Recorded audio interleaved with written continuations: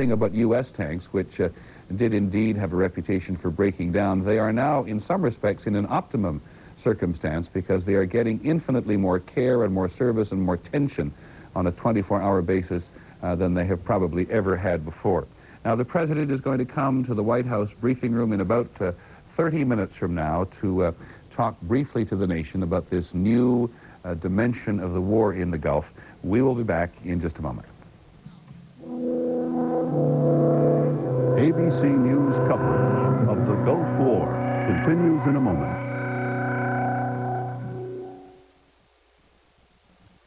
Today, there's a diet pill that can help you lose weight without caffeine to make you nervous. All my life I've been struggling with my weight. With Dexatrim, I finally lost weight, and without being hungry. No matter what else you've tried, Dexatrim can help you lose weight. Just one works all day, morning through bedtime, to control your appetite and help you lose weight. Dexatrim did it for me. I lost weight and feel great. Today's caffeine-free Dexatrim. Nothing works harder to help you lose weight. Nothing. When you rinse first with Plax, normal everyday brushing takes on a whole new meaning. Plax, clinically shown to remove more plaque than brushing alone. When your eyes feel extra dry and irritated, they need extra relief. Visine Extra gets the red out, plus an extra medication soothes, cools, and moisturizes dry, irritated eyes. Visine gets the red out and a whole lot more. Someone should talk to you about how much time you spend on the phone, and who you talk to, and when and where. A Sprint representative can easily help you select a savings plan for your personal calling needs, and Sprint has better overall savings than AT&T. So there's a plan that's perfect for you, unless, of course, you're a teenager. No one's invented the perfect plan for that.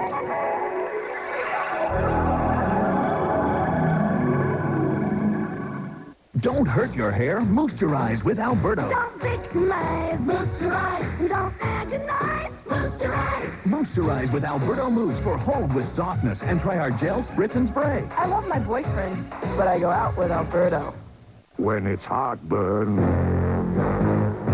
plus gas. Get new Tums Plus. Calcium-rich antacid relief plus gas-busting simethicone. No other antacid gives you that. New Tums Plus. ABC News coverage of the Gulf War. Once again, here is Peter Jennings. The invasion by land of Kuwait and portions of Iraq has been underway now for at least a couple of hours, perhaps several hours. We were aware of it only a couple of hours ago. It's now a little after 5, a little before, I should say, 5:30 in the morning in the Middle East. The sun will be up for some time, but for the last couple of hours anyway, the U.S. and the Iraqis have been engaging one another in the dark, which, as you've just heard a number of our military analysts at ABC's Dennis Trout say, has given the United States something of an advantage in terms of its capacity to operate at night. But it may not have come as a surprise. If the Iraqi military had paid attention to George Bush, they would have taken note that every time there was a deadline which the Iraqis did not meet, President Bush moved ahead very vigorously. In about half an hour from now, the President, who is returning from Camp David to the White House, where his staff has been working all night, will have something to say to the nation. And in a moment, we'll talk to ABC's national security correspondent, John McWethy, about what has gone wrong today. We would like, with your indulgence now, to try an experiment, though. It's been very difficult for us to give you, at any time in this campaign, a true feeling for the land. What is desert, what is mountain, what is hillock, and whether the sand is thick, whether it's crushed gravel or whatever. We do have a satellite map, which we can show you now, and an operator named Bob. This is a device that we've been working on to try to give you some sense. Bob, if you could give us the overall satellite picture. We are now, as a result of working with the computer, able to take portions of the map and get you a little more definition. Now, in the last little while, we've been talking about something called the Wadi al-Batn. Bob, if we could find the Wadi al-Batn in the first instance, which is a large valley that runs pretty much from the Saudi-Kuwait-Iraqi border all the way along that border and down into Basra. Now, it begins there at about the apex. You can see the beginning of the land just beginning to show a little more there with the, looks a little bit like hills or mountains. That's the Great Tank Ditch, as a former Marine General Trainer was telling us. Can we get a little closer, Bob, to get some greater definition of the land itself?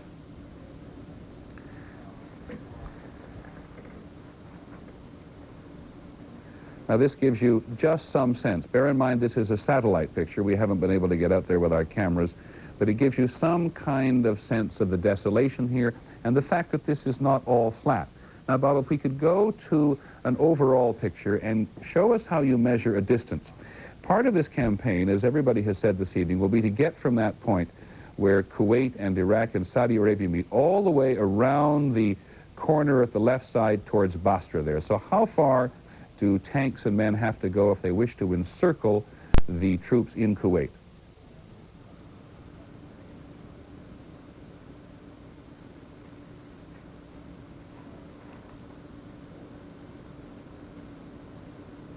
No, I couldn't see it. So it's about 74 miles across Kuwait there, about 75 miles across Kuwait there, and by the time you get all the way around inside northern Iraq, or southern Iraq there, up to Basra, it is just about 150 miles by the time you hook all the way around. This is a device we'll try to use from time to time. Thank you very much, Bob. Try to use from time to time. We'll try not to overuse it. It's not intended to be a gimmick. It's intended to give us some kind of feel for the terrain across which U.S. and Iraqi forces are fighting. I thought that was going to be a night shot of Dhahran. It's in fact the south lawn of the White House, but it does remind me to go back to Saudi Arabia to talk to Sam Donaldson again about the conditions of the weather, Sam. In the run-up to the war, everybody said it would be either have a moon or not have a moon, have high tides, have low tides, have wind, try to avoid sandstorms. What are the conditions like tonight? Well, the conditions are fairly good if you discount the smoke that we talked about earlier from those oil well fires in Kuwait. I think the optimum time of darkness was 3 days ago. That was one of the reasons why everyone was betting on Thursday night. Of course, it didn't happen. But it's still very dark, although as you can see perhaps behind me, it's beginning to become light now because dawn is just about upon us. But we had a dark night. The tides were pretty good, assuming there was an amphibious landing, and we don't know whether there was or not. That was one of the options. And the weather was pretty good, I'm told, over Kuwait. Okay, Sam Donaldson, thank you very much. You raised this whole question of the oil in the skies from the, I think, about 200 or 300, more than 200 oil well fires burning over Kuwait at the moment. Tony Cordesman, it's been speculated that this has been started by Saddam Hussein to try to make the advance of the Allied forces more difficult. If you've got a battlefield that's full of smoke, does it work to anyone's advantage or anyone's disadvantage particularly? Well, it would work initially to our disadvantage. It all depends exactly, Peter, on how low the smoke goes, because if we can bring the Apaches in under the smoke and the A-10s and their air defenses are weak enough, once they have to move, we can go in and kill very quickly. We don't have to linger over the battlefield, and we can target quickly and easily. So the oil loses a great deal of its effectiveness. Once again, too, I believe that most of the thermal sighting we're using and many of the forward-looking infrared systems will, once they have to move out, look through a lot of that smoke. So they may feel it is far more effective because it blocks laser-guided bombs and attacks on sheltered equipment than it will really be the minute they have to meet advancing ground forces. Okay, Tony, thank you very much. We'll come back to you in just a second. That, as I think you must assume it at home, is the president returning from Camp David, and with the symbols of Washington all around, the Washington Monument in the distance, the South Lawn there, on the eve which this land campaign began, as a number of people have observed, the largest military operation since the Second World War, in fact larger in many ways since the Allied forces crossed the English Channel to liberate Europe. As we wait for the president to get out of his helicopter and make his way across to the White House, from whence he will talk to the nation very shortly, we want to bring in our national security correspondent, John McWethy. John, in case people have not, we'll just keep watching this for a moment. In case people have not been with us throughout much of the day began with the Soviets asking the United States to give them some more time because they could perhaps get Saddam Hussein to accept a political settlement which was satisfactory to the U.S. So what happened? Well, basically, the United States kept looking at what it was that the Soviets had to offer, and very politely but very firmly, both President Bush and Secretary Baker said thanks but no thanks. The problem with the Soviet proposals all along was that it tended to let Saddam Hussein off the hook on a number of key points. Most pointedly, it would not have made him liable for any of the damages that have been created as a result of this war. There's the president out of his helicopter, and though we didn't mention it earlier, the Secretary of State, Mr. Baker, has been with him. Mrs. Bush did not go up. But this is another one of those historic moments for the president, with a campaign beginning, John, that a great many people, the vice president there to meet him as well, and John Sununu over on the right-hand side. This was, in the minds of a great many people, both here and overseas, something that the president felt had to be done or wanted to be done in terms of pursuing Saddam Hussein. He did not want the political settlement from the Soviets. Fair comment, do you think? Oh, I think that the president would have wanted Saddam Hussein to meet the terms, but no, the president felt that what the Soviets finally got the Iraqis to agree to was just woefully inadequate. Say again, John, I missed your last comment. I apologize. What the president has been pursuing a political settlement of sorts. He has been demanding that Saddam Hussein simply do what the UN resolutions have asked for. But in terms of the what the Soviets got the Iraqis to agree to, the president repeatedly said that just falls woefully short. Among all the political officials you talk to day in and day out, now that this land war has begun, how far do you, listening to them, think it will go? How far will the land war go, Peter? Out of Kuwait or after Saddam Hussein, deep into Iraq and until his military is completely crippled? Oh, I think there is no doubt that there are going to be American forces in Iraq, British and French probably as well. How far they go, I don't think there is any intention to go all the way to Baghdad. I think they will go as far as they need to cut off the forces and then fight their way back towards Kuwait. That is the indication that I've been getting. But you still believe that the mission, the overall political military mission, is to liberate Kuwait, not to ultimately cripple Saddam Hussein and eliminate his military capacity if possible? Well, I think that overall what is happening here is that Saddam Hussein is being undermined in all sorts of different ways, Peter. The air campaign has demolished his country in many aspects. His economy has been pulverized. His ability to pump oil has been disastrously affected. Whether or not they get the man, I don't think. Certainly the president has said he would not be sorry if Saddam Hussein were to suddenly be removed in some fashion or if he were to meet an accident. But the United States has said, and I believe the people that I have talked to, that they are not specifically going after that man, and they hope, even after this is all over, that if he survives, that the people of Iraq will still find him woefully lacking, and they will find a way to get rid of him. It's interesting, John, that 71% of Americans who were polled by the ABC News polling unit overnight said that the final objective of the war, should be to force Saddam Hussein out of power, and 66%, if I get my figures right, said the U.S. should stop fighting only if the Iraqis agree to leave the great bulk of their weapons behind in Kuwait and go back to Iraq with their tails between their legs. The poll did not specifically say tails between their legs, but that was the implication.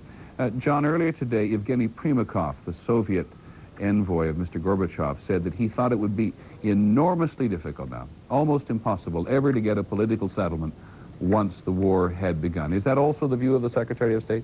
I think pretty much all of the diplomats have concluded that once the forces are intermingled in the kind of combat that they are apparently now engaged in, that stopping it, a standing ceasefire, is going to be very, very difficult to do. The Security Council met earlier today and listened to the Soviet representative, who said he thought that the two sides were coming more closely together. They're due to meet again tonight. Is that going to be canceled, do you think?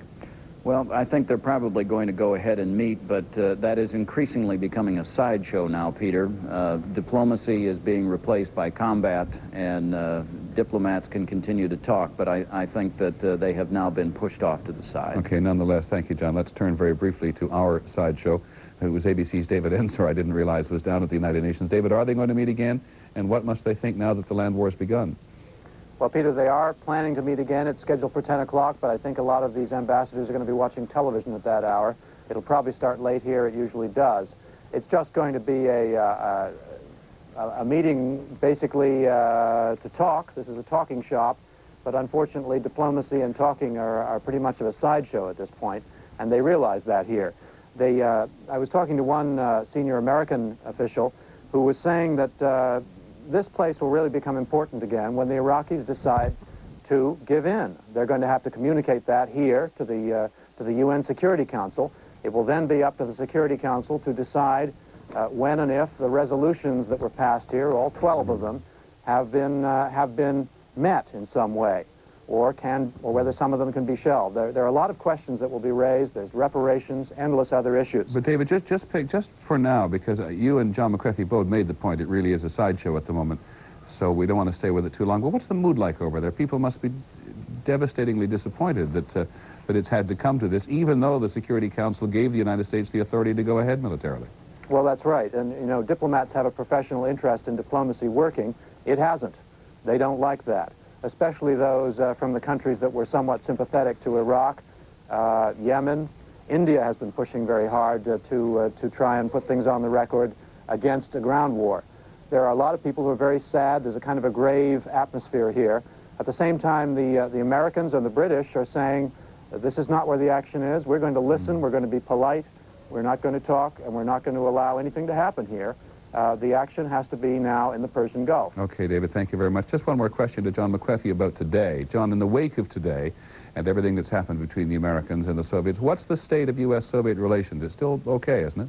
I think the Bush administration has gone out of its way to make sure that the Soviets know that the U.S. appreciates and does not in any way resent what has been going on during the course of the last few days. And the Soviets have also made it very clear that they also do not feel that they have been burned by the United States, in fact, the superpower relationship, or the relationship between the U.S. and the Soviet Union, is what is really important. That it's the Soviets that have been expressing that. Okay, John, thanks very much. I might also add, I think without being too cynical, that one American official did say earlier today they did not want this war to end in a photograph which showed Mikhail Gorbachev and Saddam Hussein shaking hands, having reached a political settlement.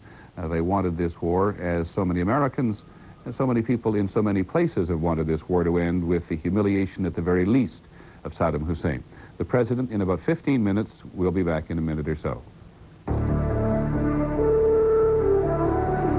ABC News coverage of the Gulf War continues after these messages from your ABC station. Right now in the Persian Gulf, the ground war has begun.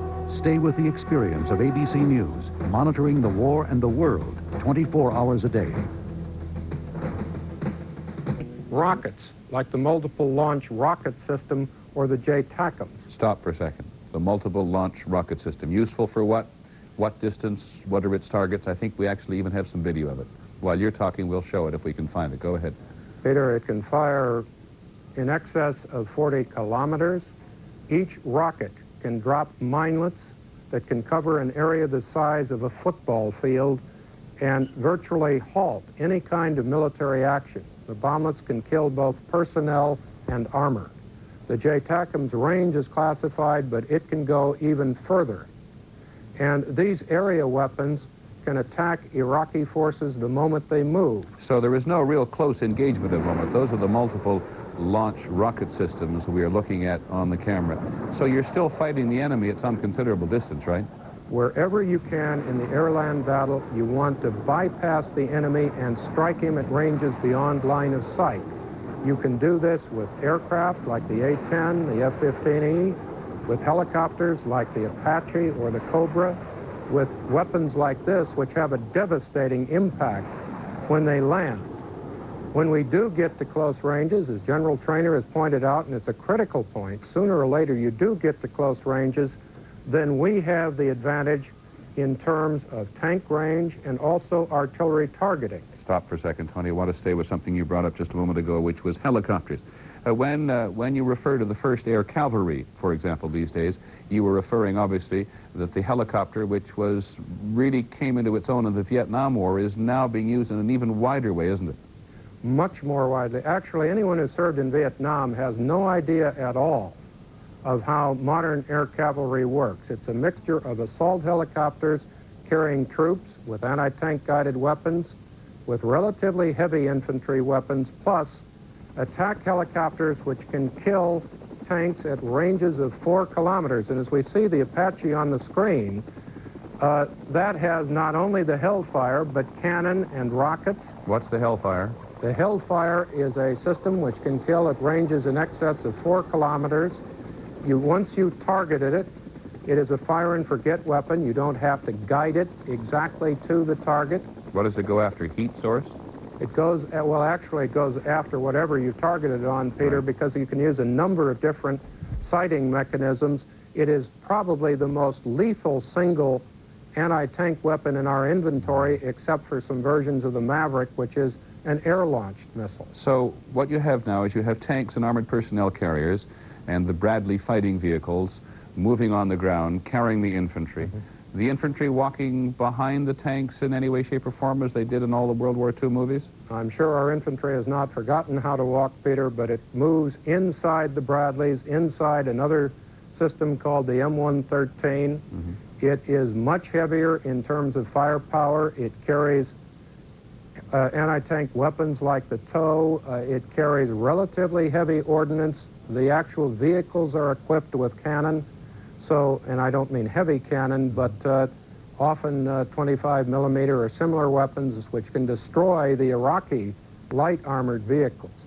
And it can move at very fast speeds. And if you look at the TOW, we do have some problems. The Dragon perhaps is not the weapon. It's a hand-carried weapon, but no one doubts what the TOW can do, and there is an improved version in a TOW 2 which can destroy any of the T-72s. I promised people, Tony, that we'd be very elementary, and they may have heard it before, but a TOW missile is an anti-tank missile in the main. Tell us how it operates. What the operator does, it's a third-generation weapon, and that doesn't mean too much, except the early weapons were extremely hard to guide to their target.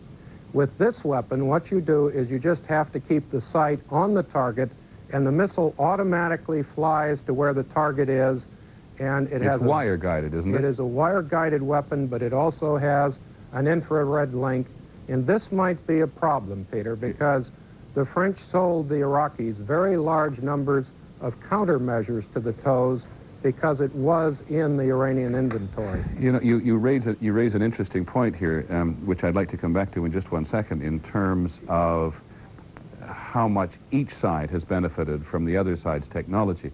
The Allied coalition, of course, is facing in many cases weapons that they sold the Iraqis, as Tony Cortisman pointed out. But I'd like to go along a little farther with the Apache, because Sam Donaldson, who is in Saudi Arabia, has been spending a lot of time studying about, traveling about, and talking to men and their machines. Sam, pick it up on that, would you?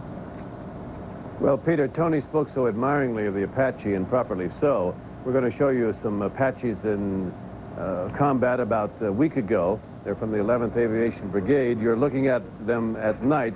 Video cameras mounted with night scopes. Those are the 20-millimeter cannon. I think you're going to see a couple of Hellfire missiles fired. They're attacking a Iraqi installation inside Kuwait. And as Tony said, they're standing off at a great distance. The scope finds the target, and that was a Hellfire missile.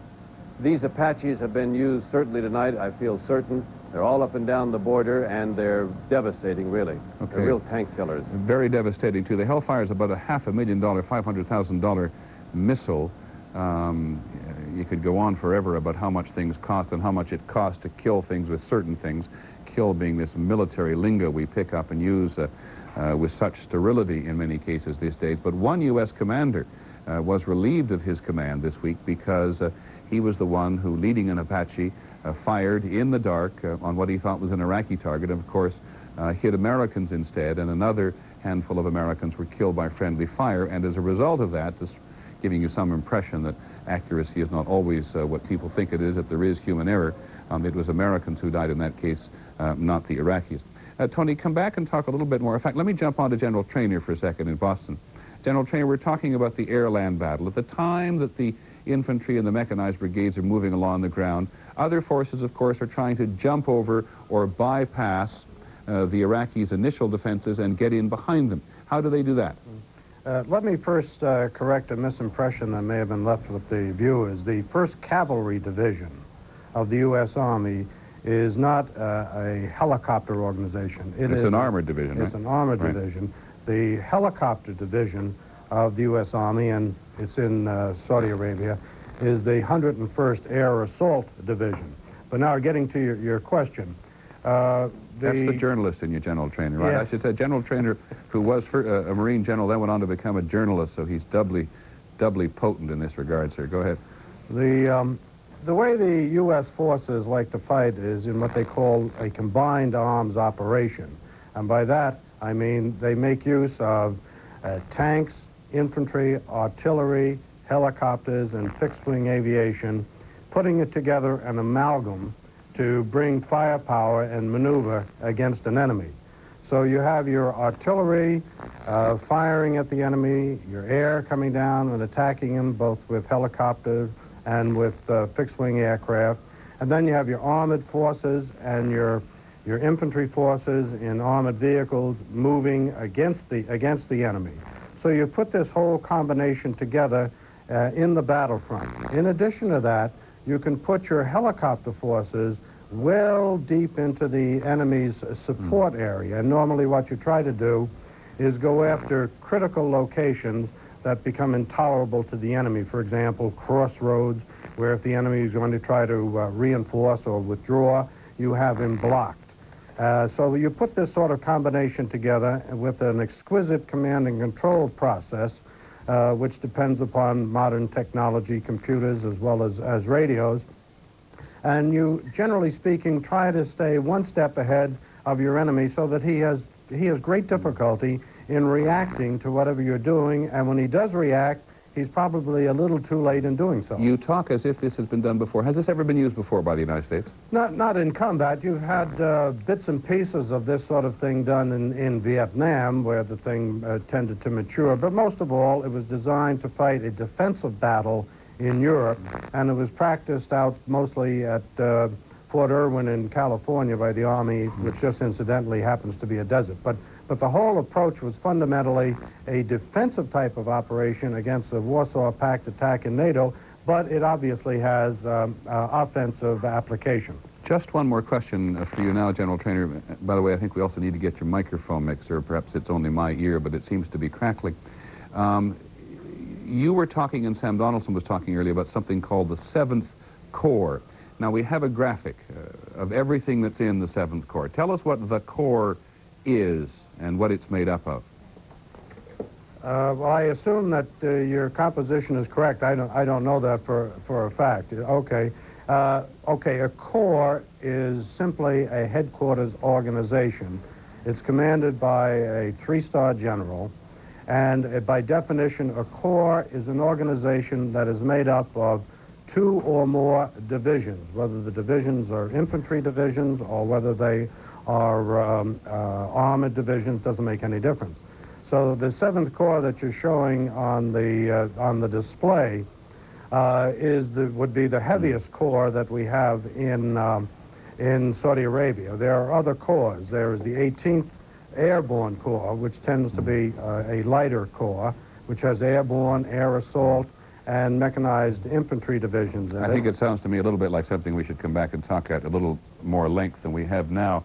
And I only cut away from you now because in about 40 seconds from now, the President is going to come out and make what we're told is a very short statement to the nation, 2 or 3 minutes. He's not going to take any questions, and then he's going to retire for the night. But then in about half an hour from now, the Pentagon is going to hold a briefing, and the Secretary of Defense, Dick Cheney, who we've not seen tonight, interestingly, is going to be the actual Pentagon briefer in this case. The President's staff, his personal national security staff, has been in the White House all evening, but as you saw a short while ago, the President came back from Camp David, where he had gone for the weekend. There was even some question at one point a little earlier today whether or not he would come back, but here he is.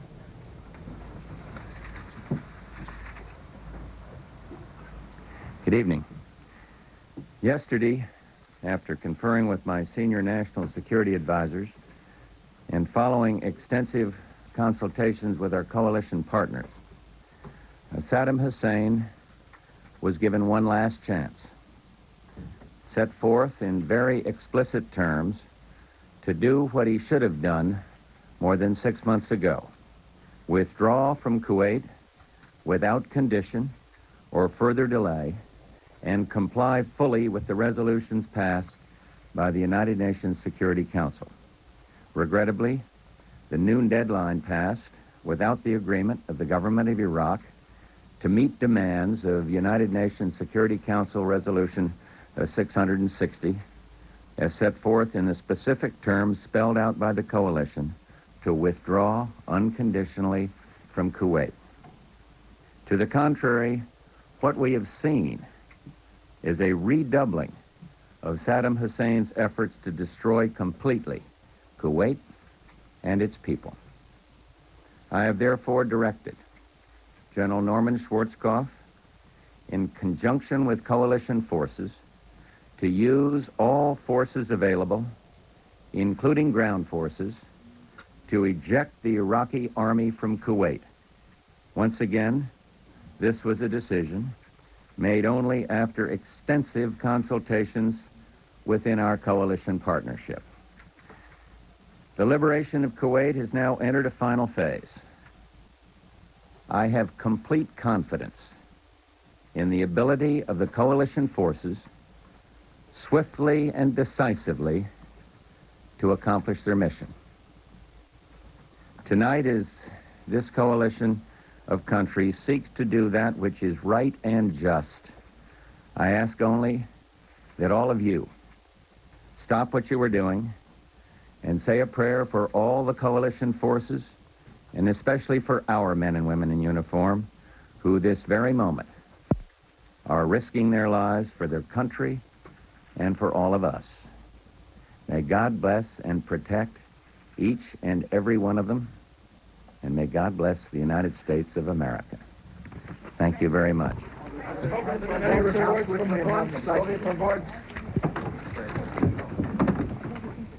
Well, we did not anticipate the president was going to stay any longer, and he has made it clear in the past that the war began 38 days ago, to be specific, 38 days and about 2 hours ago, and that this is a new phase in the war only, though, as the president said, the final phase of the liberation of Kuwait.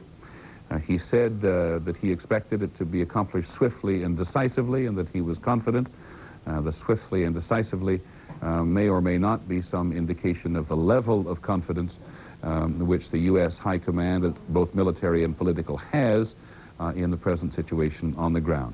A little after 6 o'clock in the morning in Baghdad, the war in its fullest sense has now been underway for several hours, and first light has arrived in the Middle East, and so Iraqi and American forces are now engaging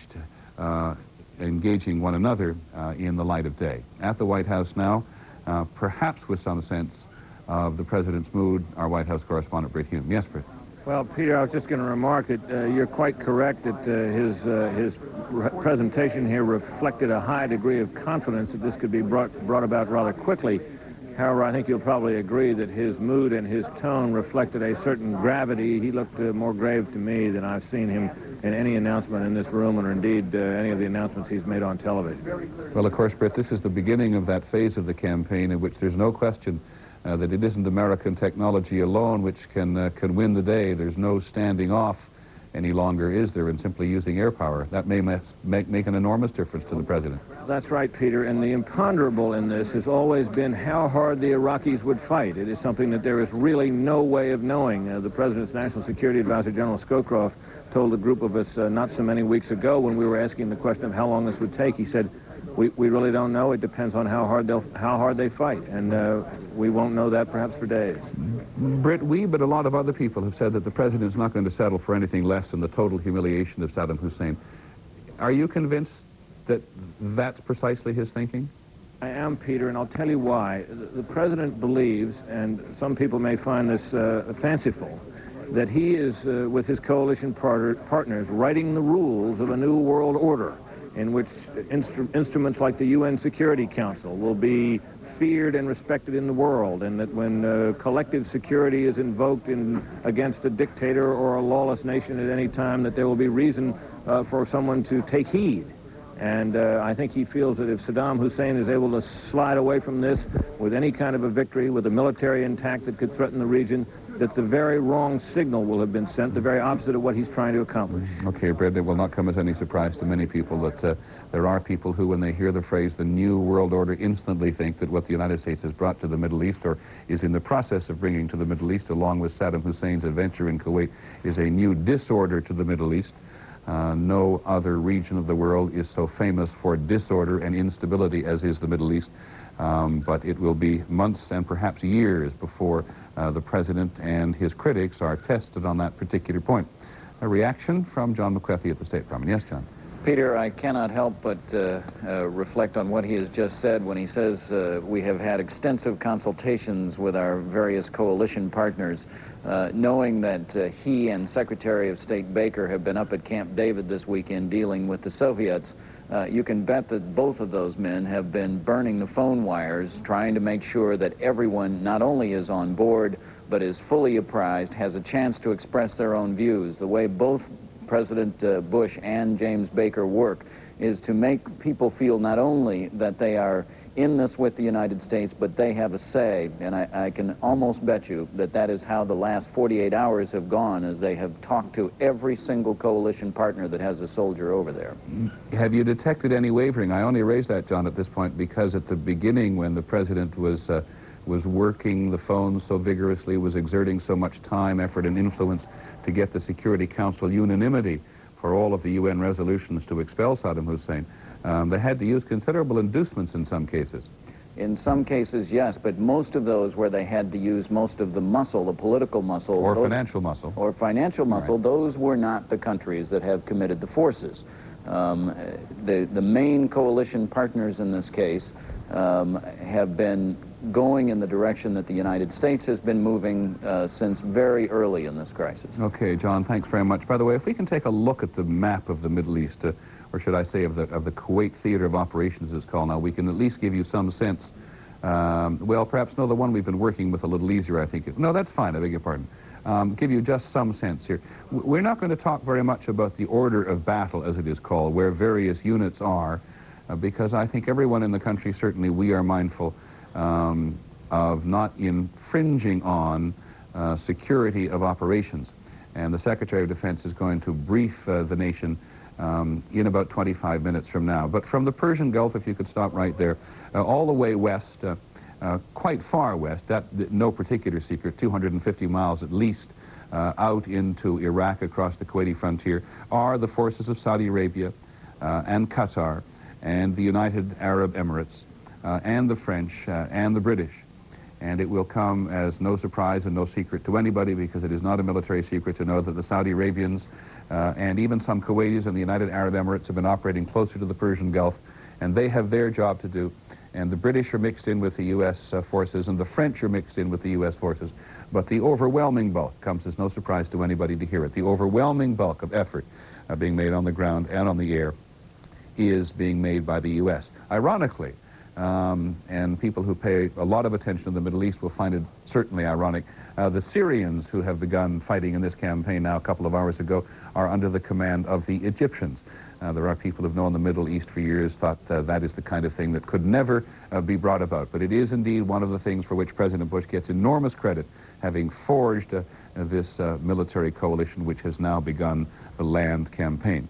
So I want to come back, if we may, to General Bernard Trainor, retired Marine General Bernard Trainor, also was for many years a columnist for the New York Times, a reporter for the New York Times, was, along with Tony Cordesman, one of the American military analysts who spent a lot of time with the Iraqi forces. General Trainor, try to put yourself in their position tonight. They see it coming. What do they do? I think they're in a difficult position. We've done a disastrous job on their command and control and on their logistics, and I'm sure on their supply, as well as on their equipment and their manpower. And I'm sure the attacks have been concentrated against those sectors that we intend to go against. So presumably they are somewhat in a state of shock right now, great anxiety knowing that this attack is coming. And their defensive strategy is just that, to remain in a defensive position, depend upon the fortifications and the obstacles and the minefields that they put out in front of their positions to slow us down, and then try to induce large casualties on our part with their artillery. The only problem is that I suspect most of their artillery and most of the tanks that they're using as mobile pillboxes have probably been significantly degraded. Not everybody will understand what you mean by a mobile pillbox. Well, the way the Iraqis use their tanks against the Iranians was to move them into a position and just use them as a fixed gun position, as a pillbox. Periodically, they would move them around to put them in a better position. But it was only after an Iranian attack had failed or was running out of momentum that they would use tank formations to launch counterattacks. Large numbers of their tanks, particularly the T-62 tank, which was not particularly reliable, was always breaking down, they simply put it in a position and used it as a pillbox. Ariel Sharon, the Israeli politician who, before he was politician, was a brilliant Israeli general, writes in at least one of his books that in this particular kind of circumstances, dug in and having to defend something, particularly his own territory, that the Arab soldier, General Trainer, is a very formidable fighter. Would you agree? Oh, indeed. We know from the 73 war that when the Arabs crossed the Suez Canal and breached the Bar-Lev line, they sent their infantry forward with the ground-mounted tow missiles that Tony Cordesman was describing earlier, and wreaked havoc with the counterattacking Israeli tanks. And the Iraqis that I saw in Iraq were, as I say, patriotic soldiers that were willing to fight. If the situation was too stiff, they would run, but they didn't have that much chance to run. So they... Do you believe all these stories about execution battalions, I think they were called, execution squads, that the Iraqi soldier needs a gun at his back in order to fight? Well, I don't know if they are execution squads, but every army in the world has what is known as a straggler line. Oh, a straggler line? A straggler line, and these are military policemen that are behind the front, whether you're in the offense or in the defense, so that people who run away from the battle are picked up by these military police and sent back into the battle, or in the instance where the defense has become disorganized and there is a retreat, they reorganize these stragglers into combat units and put them back in the action. Now, I suspect the Iraqis are doing that, and whether they should be labeled as execution squads or not, I'm not in a position to say. Saddam Hussein has always called this, of course, the mother of all battles, and at the United Nations, or at the Iraqi embassy to the United Nations here in New York today, there's been actually the first Iraqi reaction we've heard since the land war actually began. One of the Iraqi diplomats there said Iraq will never surrender and a lot of Americans will die. Let me turn to Tony Cordesman on the same subject, Tony Cordesman. Saddam Hussein has actually been quite outspoken on the fact that from his point of view, the United States didn't have the guts, as he said on a number of occasions, to engage him in the land war. What does that tell us about his capacities? Anything? Well, I think he really does not understand. It really does not understand the air-land battle, Peter, and I think it's interesting to look at where his forces really are in Kuwait, and obviously this is not intelligence data, but it picks up a point from General Trainer.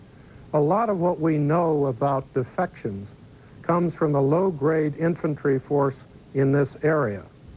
Behind that, he's got his best forces, some 42 divisions in this whole area. Now, how many men is 42 divisions? Well, it's about 540,000, or it was before the air campaign. It could be substantially lower, but the important thing, Peter, is that when we talk about this, he's put his best forces, his armor, his mechanized divisions, and his Republican Guards all down here. And he's left himself virtually exposed to the West. And when he talks about our going through his forward lines, we can go around them. We don't have to walk at an infantry pace the way that the Iranian infantry did.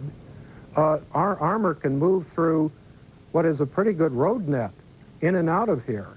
And I frankly think that he is living in a past where he did very well in 1988, and it may not help him in 1991. Can we just go back to your map for a second? I mean, if you did, I mean, even if an amateur like Boy, and they don't come any more amateur than me on this subject, takes a look at that map, and at the left side of the picture, you know that forces with armored personnel carriers and Bradley fighting vehicles and tanks have the capacity to go around him. Why would he leave himself so exposed on his flanks there? Well, Peter, I'm sure he didn't think he was, because here are his Republican Guards units. All of these dark green things here are the effectively armored and mechanized divisions. I'm sure he had no idea, and General Trainer and Bob have pointed this out again and again, that he would lose perhaps 60 or 70% of the equipment in these key forces. It would have worked if they'd been mobile. They could have swung out into these areas. They could have dealt with the air-land battle, but one aspect of the whole air campaign is that his one way of moving has been virtually destroyed. Oh, put one of your squiggles back on there, the same squiggle back on there for Tony for a second. Let me ask you a question. What are those green things again? These are, and remember, Peter, we're not talking intelligence data, but our estimates. These are the regular Army mechanized and armored divisions. Okay. And I have to say one thing. They fought at least as well, if not better, than the Republican Guards. All right, now let's go back to the map. Why can't they just turn, as I look at the television screen, why can't they just turn left and engage an American force that is coming in from the left? Well, again, as General Trainer pointed in, many of them have dug in very heavily. But I think Bob hit on the key point. There is a debate over the figures, but if they have lost 40% of their artillery or 30% of their tanks, or even, let's say, 20% of their tanks and 30% of their artillery, that normally, by World War II standards, was enough to make sure that a unit could not fight again. And remember, they've had no resupply. They're cut off from their logistic chain. If any of their trucks, fuel trucks, or other things come out, they're even more vulnerable than their armor. Okay, Tony, thanks very much. We'll come back to you in just a second. Just to reinforce that point, what we've heard a number of times from U.S. briefing officers at the Pentagon and from intelligence officers is that what they've had to do when their units have been broken up from the air was just to make another unit with what was immediately available, so that they're not fighting all the time with the people they're accustomed to fighting with or training with or servicing vehicles or tanks with, so that you lose a certain cohesion that comes with staying in a fairly closely knit group for a lengthy period of time. I want to go to the United Nations very briefly because ABC's David Ensor. David, I understand, have just talked to some of the Iraqis, correct? That's right, Peter. There's a group of the Iraqis, Jordanians, and Palestinians gathered in the delegates' lounge in rather a somber mood tonight. And I was talking with one of the senior Iraqi diplomats. He just had two comments, but I thought they might be of interest. First of all, he said, "My main thought tonight is that, God willing, we will fight well and honorably. That's the most important thing for our nation now." The second thing he said was that he has a question for the White House at this point. He said, "I can't frankly see anymore what incentive you have left us." He said, all this time, we've been told that if we make peace, there will be no ground war. Now there's a ground war. Why should we make peace? Okay, David Ensor at the United Nations, thank you very much. Perhaps there was no intention at the White House to offer Saddam Hussein any incentive to make peace. Perhaps, as many people feel, the president's intention is to destroy him, if possible. We'll be back in just a moment.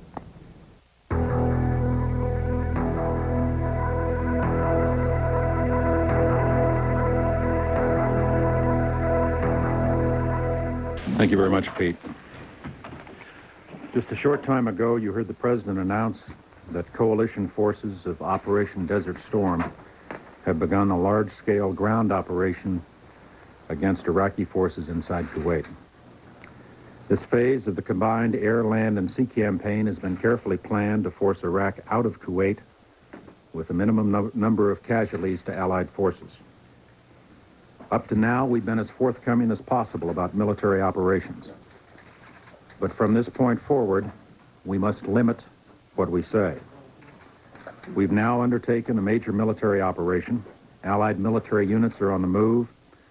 Their positions, movements, and plans must be carefully safeguarded.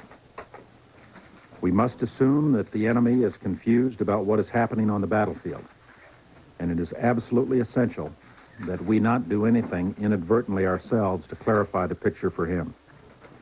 Everything we say about the operation from this point forward, every detail we offer, would increase the likelihood that the military forces of Iraq could learn more about our operations.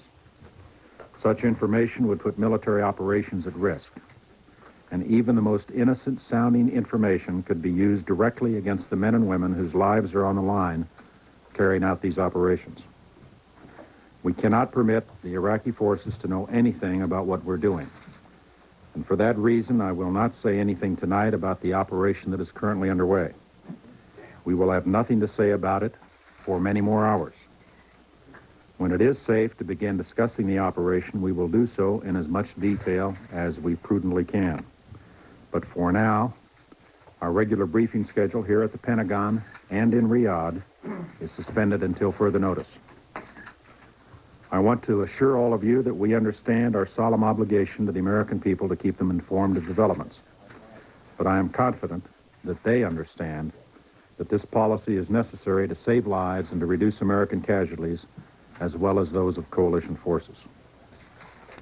I will be happy to take a few questions about the background to the decision that's been made, but let me reemphasize once again, I will not answer any questions about the military operation underway, and at the end of my remarks, we will then, as I indicated previously, suspend all further briefings for the time being. Yes, sir.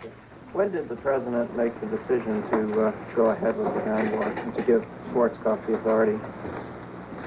Final decision, of course, to go forward wasn't really resolved until it was clear today that the deadline had come and gone and Saddam Hussein had refused to comply with the UN resolutions. But this has obviously been a massive undertaking with hundreds of thousands of people involved, enormous logistical planning, a great deal of preparation required to undertake this kind of operation. So for some period of time now, we've had a planning date and a planning hour that was selected by General Schwarzkopf based upon when he believed his forces would be ready, based upon when he felt we would have accomplished all we could with the air phase of the campaign by itself, based upon preparations of the coalition forces, and that became a planning date. It was subject to change up to the last minute based upon such considerations as weather and the changes in the diplomatic situation. If Saddam Hussein had come into compliance with the deadline, had announced by noon today that he was prepared to withdraw unconditionally his forces from Kuwait, then we would have stopped the preparations for an execution of the operation. So in that sense, up until noon today, the President had the option to say, stop. He had approved the original date, again, based upon the planning considerations that I indicated. Was the original date today? That's correct. To the extent that we had a specific planning date in mind for some period of time now, it was this particular day and a particular hour. How long had you been planning? But because there are different units involved going at different times, I don't want to be any more precise than I've already done. You mentioned that this was a large-scale ground operation against Iraqi forces inside Kuwait. By that, did you mean to say that the ground operation will take place only inside Kuwait? David, I simply am not going to talk about the operation. I am not in a position to be able to say anything about the operation without compromising the security of the operation, and I simply am going to refuse to accept all such questions. Mr. Secretary, do you know yet to the extent that the Iraqi forces are resisting? I do not have any detailed reporting at this point on the operation. It's still very early, the early stages of the operation, and I would not expect that we will receive any comprehensive reporting here in the Pentagon for some period of time. Mr. Secretary, you have repeatedly said that the ground operation would not begin until you were confident that the air campaign had gotten to a point where much of the risk had been eliminated for the ground troops. Can you share with us what the progress in the last 8 days has been and why you are now confident that there is a minimal risk, or however you want to characterize it, for our ground troops? Well, I would not say that there is minimal risk. This is a major military operation against a well-equipped, well-fortified opponent. I would not want to underestimate the difficulties of the task at all. What we have said repeatedly was that we wanted to conduct an air campaign for as long as possible to destroy as much as possible of the Iraqi force and to make it easier for us to undertake the ground phase of the operation when that became possible. We obviously have reached that point where we think it's appropriate to kick in the next phase of the campaign. Mr. Secretary, the President said he has consulted with all the Allied coalition members. Can you give us a rough percentage of how many coalition members actually have committed ground forces and have actually are on the move? I don't want to do that tonight. That again gets us into the business of talking about specific forces, specific units, and what they might be doing in connection with the operation. A significant number of our allies are, in fact, participating in this phase of the campaign. Can you tell us about the process of consulting with them, or at least informing them before we went ahead with the ground initiative? Can you give us a little bit of a sense of the reaction as you told them we're going in? There's really been work at two levels. There's been work at the military level between General Schwarzkopf and the other commanders in the field in terms of planning the details of the operation and preparing the forces to carry them out. There's also been extensive consultation by the President and Secretary Baker with the political leadership of those nations involved. Mr. Secretary, the goal of this operation was to free Kuwait, and the Soviets up to this last moment had an agreement by the Iraqis to pull out of Kuwait. What was the sense of urgency to move now to extract Saddam Hussein from Kuwait in light of that agreement? Well, it's been stated repeatedly, but I'll state it again, that the only acceptable solution to this conflict is for complete compliance by the Iraqis with the UN Security Council resolutions. That includes the immediate, unconditional withdrawal of their forces from Kuwait. As made clear by the President yesterday, we wanted an indication from them that they would begin that withdrawal by noon today, and we gave them 7 days in which to complete it. They refused to do that. It included as well consideration for the fact that the offer you talk about, the proposition that the Soviets and the Iraqis developed, involved a ceasefire prior to any Iraqi withdrawal. We made it clear repeatedly we were not interested in any ceasefires, that a ceasefire would simply have allowed Saddam Hussein to regroup his forces, resupply them, and could conceivably have cost even more casualties. It's also true that that proposition embodied within it the repeal of all the other UN sanctions and resolutions that have been voted by the Security Council. We felt that was totally unacceptable. We've seen just in the last 72 hours what would appear to be a deliberate effort on the part of the Iraqis to further destroy what's left of Kuwait, to put the torch to the oil fields, reports of executions of Kuwaiti citizens inside Kuwait City, and under the circumstances, the notion that Saddam Hussein should be permitted to get away scot-free without being held accountable for his actions or without having to pay reparations, for example, was unacceptable from the standpoint of the coalition. The President's statement yesterday was very clear, it was very concise in terms of what we wanted from Saddam Hussein by way of compliance with these resolutions. It was agreed upon by the coalition. It was consistent with the UN Security Council resolutions. He would have been wise to accept it. He refused to do so. Mr. Secretary, again, can you put yourself in the position of disavowing any effort to change the government, the leadership, the political structure of Iraq by means of fully enforcing the UN resolutions? Suppose you knock him out of Kuwait and he says, I'm still not going to pay reparations. Do you then go on to Baghdad to set up a government that will pay the reparations? We've made it clear repeatedly that if Saddam Hussein were to be replaced by another government, we would not shed a tear over his demise. But we've also made it clear that it is not an objective of U.S. policy to change the government of Iraq. If that happens, so be it. With respect to the future application of the sanctions that have already been voted by the UN Security Council, how they would be applied or altered with respect to this government of Iraq or some future government of Iraq is really a matter that the UN Security Council will have to address in due course once they're driven out of Kuwait. I'll do one more question. Any sort of communication whatsoever today from Saddam Hussein in any form?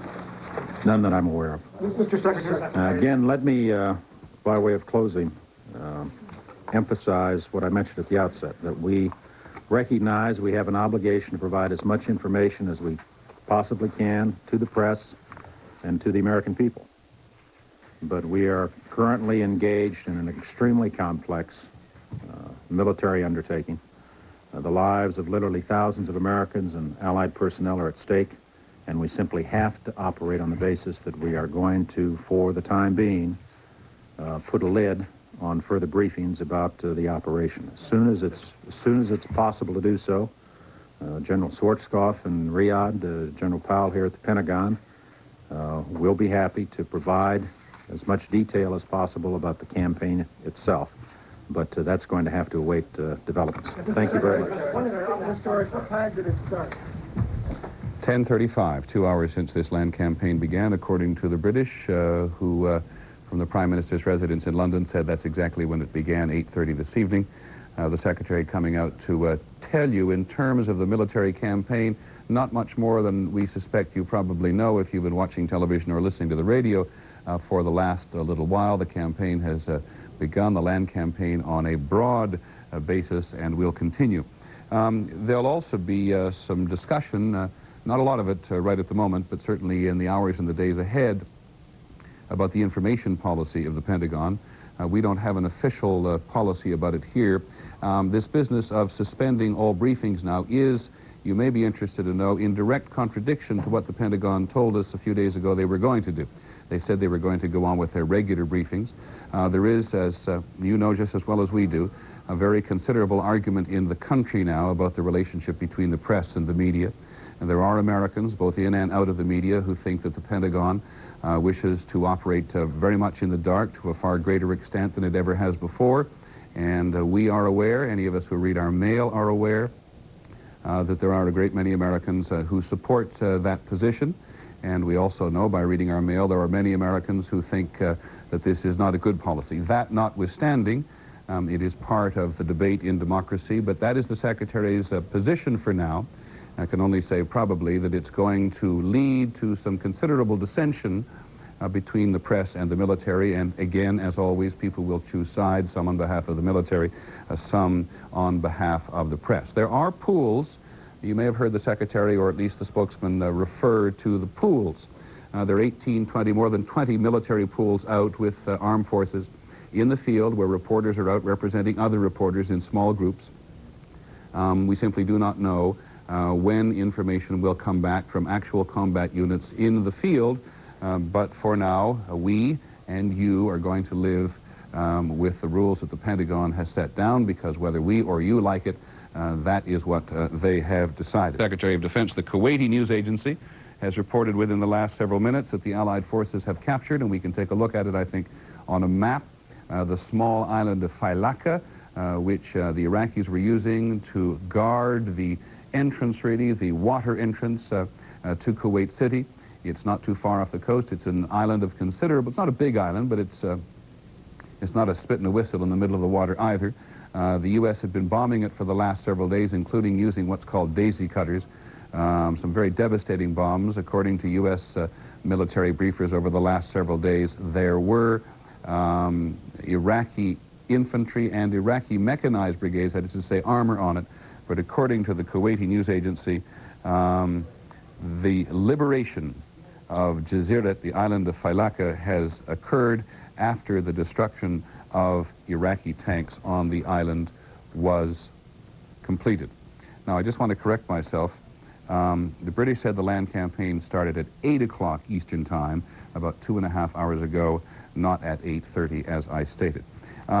Just before we put this information argument to bed, at least just for the moment, I want to go to Dhahran in Saudi Arabia, where Sam Donaldson is standing by. Sam, to just, if you can, give folks at home, now that it's daylight there on the 38th day of the war, give people some sense at home how you're obligated to operate there in terms of getting information back to them.